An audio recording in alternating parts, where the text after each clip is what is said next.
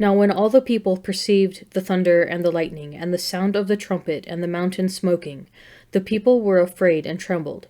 And they stood afar off, and said to Moses, You speak to us, and we will hear, but let not God speak to us, lest we die. And Moses said to the people, Do not fear, for God has come to test you, and that the fear of him may be before your eyes, that you may not sin. And the people stood afar off, while Moses drew near to the thick darkness where God was. And the Lord said to Moses, Thus you shall say to the people of Israel, You have seen for yourselves that I have talked with you from heaven. You shall not make gods of silver to be with me, nor shall you make for yourselves gods of gold. An altar of earth you shall make for me, and sacrifice on it your burnt offerings and your peace offerings, your sheep and your oxen. In every place where I cause my name to be remembered, I will come to you and bless you. And if you make me an altar of stone, you shall not build it of hewn stones. For if you wield your tool upon it, you profane it. And you shall not go up by steps to my altar, that your nakedness be not exposed on it. Now these are the ordinances which you shall set before them. When you buy a Hebrew slave, he shall serve 6 years, and in the 7th he shall go out free for nothing. If he comes in single, he shall go out single. If he comes in married, then his wife shall go out with him. If his master gives him a wife, and she bears him sons or daughters, the wife and her children shall be her master's, and he shall go out alone. But if the slave plainly says, I love my master, my wife, and my children, I will not go out free, then his master shall bring him to God, and he shall bring him to the door or the doorpost, and his master shall bore his ear through with an awl, and he shall serve him for life. When a man sells his daughter as a slave, she shall not go out as the male slaves do. If she does not please her master, who has designated her for himself, then he shall let her be redeemed. He shall have no right to sell her to a foreign people, since he has dealt faithlessly with her. If he designates her for his son, he shall deal with her as with a daughter. If he takes another wife to himself, he shall not diminish her food, her clothing, or her marital rights. And if he does not do these 3 things for her, she shall go out for nothing, without payment of money. Whoever strikes a man so that he dies shall be put to death. But if he did not lie in wait for him, but God let him fall into his hand, then I will appoint for you a place to which he may flee. But if a man willfully attacks another to kill him treacherously, you shall take him from my altar, that he may die. Whoever strikes his father or his mother shall be put to death. Whoever steals a man, whether he sells him or is found in possession of him, shall be put to death. Whoever curses his father or his mother shall be put to death. When men quarrel, and one strikes the other with a stone, or with his fist, and the man does not die but keeps his bed, then if the man rises again and walks abroad with his staff, he that struck him shall be clear, only he shall pay for the loss of his time, and shall have him thoroughly healed. When a man strikes his slave, male or female, with a rod, and the slave dies under his hand, he shall be punished. But if the slave survives a day or 2, he is not to be punished, for the slave is his money. When men strive together, and hurt a woman with child, so that there is a miscarriage, and yet no harm follows, the one who hurt her shall be fined, according as the woman's husband shall lay upon him, and he shall pay as the judges determine. If any harm follows, then you shall give life for life, eye for eye, tooth for tooth, hand for hand, foot for foot, burn for burn, wound for wound, stripe for stripe. When a man strikes the eye of his slave, male or female, and destroys it, he shall let the slave go free for the eye's sake. If he knocks out the tooth of his slave, male or female, he shall let the slave go free for the tooth's sake. When an ox gores a man or a woman to death, the ox shall be stoned, and its flesh shall not be eaten, but the owner of the ox shall be clear. But if the ox has been accustomed to gore in the past, and its owner has been warned but has not kept it in, and it kills a man or a woman, the ox shall be stoned, and its owner also shall be put to death. If a ransom is laid on him, then he shall give for the redemption of his life whatever is laid upon him. If it gores a man's son or daughter, he shall be dealt with according to this same rule.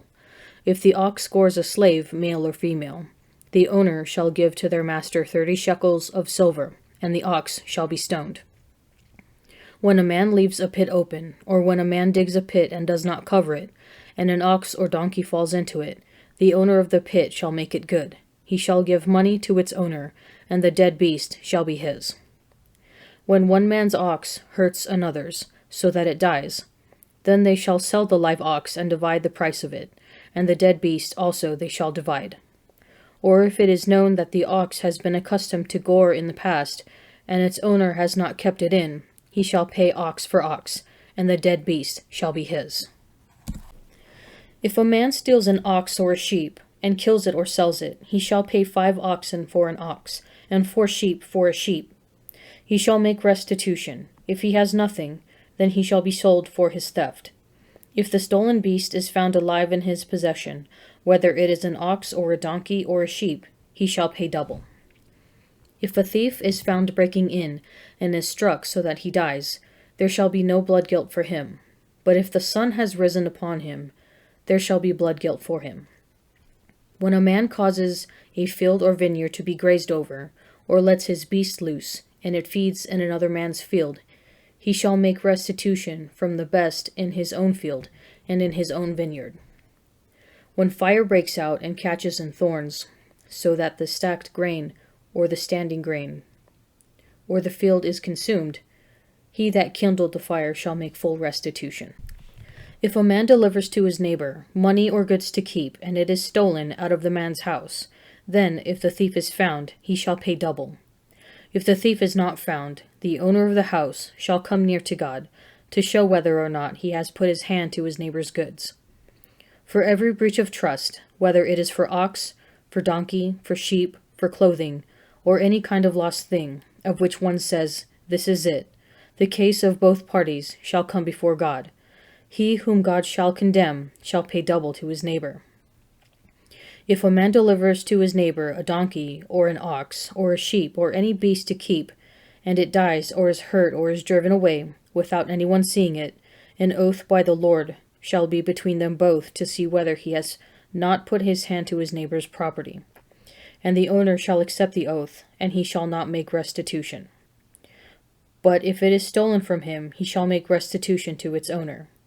If it is torn by beasts, let him bring it as evidence. He shall not make restitution for what has been torn. If a man borrows anything of his neighbor, and it is hurt or dies, the owner not being with it, he shall make full restitution. If the owner was with it, he shall not make restitution. If it was hired, it came for its hire. If a man seduces a virgin who is not betrothed and lies with her, he shall give the marriage present for her, and make her his wife. If her father utterly refuses to give her to him, he shall pay money equivalent to the marriage present for virgins. You shall not permit a sorceress to live. Whoever lies with a beast shall be put to death. Whoever sacrifices to any god, save to the Lord only, shall be utterly destroyed.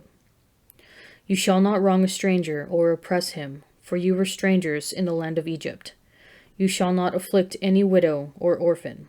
If you do not afflict them, and they cry out to me, I will surely hear their cry, and my wrath will burn, and I will kill you with the sword, and your wives shall become widows, and your children fatherless. If you lend money to any of my people, with you who is poor, you shall not be to him as a creditor, and you shall not exact interest from him. If ever you take your neighbor's garment in pledge, you shall restore it to him before the sun goes down. For that is his only covering, it is his mantle for his body. In what else shall he sleep? And if he cries to me, I will hear, for I am compassionate. You shall not revile God, nor curse a ruler of your people. You shall not delay to offer from the fullness of your harvest, and from the outflow of your presses. The firstborn of your sons you shall give to me. You shall do likewise with your oxen and with your sheep. 7 days it shall be with its dam. On the 8th day you shall give it to me. You shall be men consecrated to me. Therefore you shall not eat any flesh that is torn by beasts in the field. You shall cast it to the dogs. A Psalm of David. Ascribe to the Lord, O sons of God. Ascribe to the Lord glory and strength. Ascribe to the Lord the glory of his name. Worship the Lord in holy attire. The voice of the Lord is upon the waters. The God of glory thunders, the Lord upon many waters. The voice of the Lord is powerful. The voice of the Lord is full of majesty. The voice of the Lord breaks the cedars. The Lord breaks the cedars of Lebanon. He makes Lebanon to skip like a calf, and Sirion like a young wild ox. The voice of the Lord flashes forth flames of fire. The voice of the Lord shakes the wilderness. The Lord shakes the wilderness of Kadesh. The voice of the Lord makes the oaks to whirl, and strips the forests bare, and in his temple all cry, Glory. The Lord sits enthroned over the flood. The Lord sits enthroned as king forever. May the Lord give strength to his people. May the Lord bless his people with peace. And when they drew near to Jerusalem and came to Bethphage, to the Mount of Olives, then Jesus sent 2 disciples, saying to them, Go into the village opposite you, and immediately you will find a donkey tied, and a colt with her. Untie them and bring them to me. If anyone says anything to you, you shall say, The Lord has need of them, and he will send them immediately.